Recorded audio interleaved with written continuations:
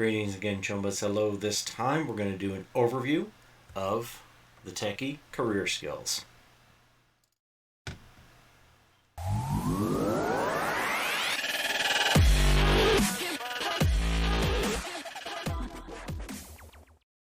Alright, here we go. We're going to jump right in. This is just a quick overview. As usual, if there's any of these you want me to cover in more detail, go over anything else on, leave something in the comments. Let me know. Let me know what you think. Jury rig, that is the special ability of the Techie. That is their, the Techies are the only ones that can have jury rig. So it's a general repair skill. But it allows, this is the difference though for Techie. It allows a Techie to do almost anything, repair almost anything, take a pile of parts and make them do almost anything they want them to. But it's just rigged up. It's going to last, according to the book, it's a die 6 turns per level that you have in the skill. So if you have a 3 in this 3 jury rig, you get 3 die 6 turns that your item will hold up. Will do whatever it was designed, whatever your idea was for it to do.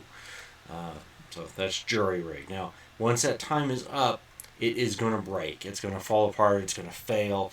Whatever, depends on what it was. The ref can flavor that up some, but basically, a die 6 per level, that's how long your jury rig will last. Most everybody gets awareness notice. Your ability to notice things, to pick up on the person on the street that may have been trying to tail you or watch you, watching you. That kind of thing. We've got, I was looking over my notes here real quick. This is a later recording than I'm used to. So anyway, being able to pick up, like in the cop shows and stuff, a good detective notices odd things, notices the note over here or something out of place. Awareness notice is the kind of role you would use. Just to a general, are you aware? Do you know that happened? Did you find that item? You're searching. That's awareness notice. Cyber tech is the next one on the list. For building, designing cyberware. That's what it's for. According to the book, at a 2, you can keep most regular kinds of cyberware. You can keep it in normal working order, keep it in shape, tuned up, as it says. Replace batteries or power supplies, that kind of stuff as necessary. But at a 6, now you have that skill. You can tear down most any piece of cyberware, tear it all apart, fix whatever's wrong, right, put it all back together. And at 8, now you're at that point where you're designing your own custom stuff. You're not just fixing other things or maybe even modifying something else. You're actually from scratch can design and build your own at an 8 or higher. Teaching is the next skill for a Techie. It's pretty straightforward. Your ability to impart your knowledge onto someone else, to teach them how to do something that you know how to do. The higher level you have, the higher level you could teach someone to, or that you could teach at, that kind of thing. So according to the main book, of course, the final decision as to how long it takes to teach someone to do something, that's all up to the ref, okay? Completely up to the ref. Now, you can't, I'll mention this too, because it's something else from the main book, from the core book. If you have, for example, you have a 3 basic tech, you can't teach someone that has a 4 basic tech. They already know it better than you do, so you can't teach them anything. If you have even 1 point higher, well, now you could teach them, you can help them improve their skill.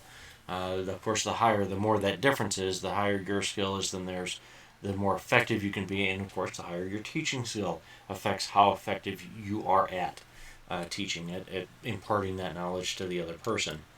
Education, general knowledge is next on the list. Of course, it's just listed as education in the book, but the full name, education, general knowledge.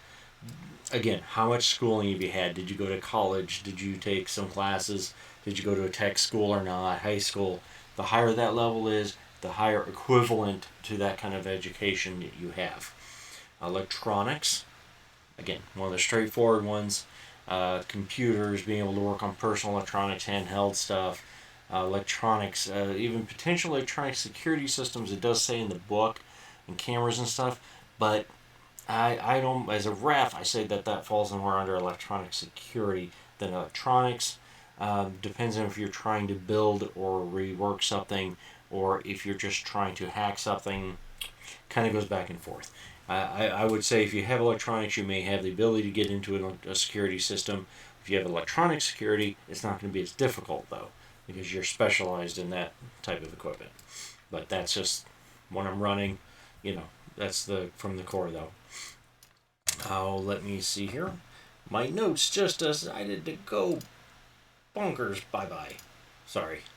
The next one's the techie gets to pick, and the way I run this is you can pick any tech skill that's not already on the list, but the book gives a few examples, right? They give, I think it's 4.